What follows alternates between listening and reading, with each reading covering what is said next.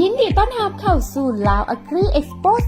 2024เป็นงานใหญ่ที่สุดในลาวสำหรับการแสดงผลิตภัณฑ์กสิกรรมอาหารนวัตกรรมและเทคโนโลยีซึ่งงานจะจัดขึ้นในวันที่ 14-22 ธันวาคม ปี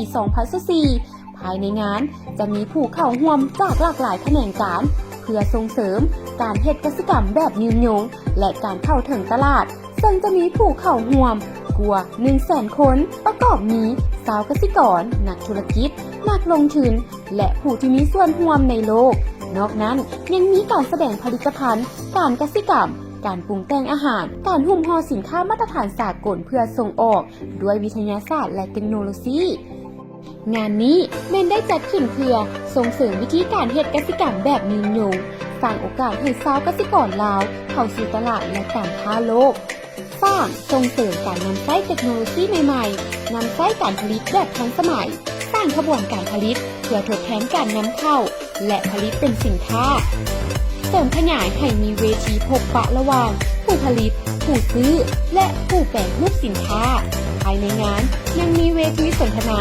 และบรรยายในหัวข้อสำคัญเช่นการร่วมมือกับการเปลี่ยนแปลงดินฟ้าอากาศการลงทุนทั้งการเงินสำหรับทางกสิกรรมความปลอดภัยทั้งอาหารบทบาทของสาวหนุ่มแม่หญิงในธุรกิจกสิกรรมนอกนั้นยังมีกิจกรรมขบวนแห่เปิดงานที่ยิ่งใหญ่อลังการและมีกิจกรรมกินอ้อมหลายประเภทเช่นการประกวดพืชพันธุ์และสัตว์เลี้ยงการประกวดนางสาวกสิกรรมลาวการประกวดห้องเพลงส่งเสริมกสิกรรมการแข่งขันอาหารและเครื่องดื่มการแกะสลักไม้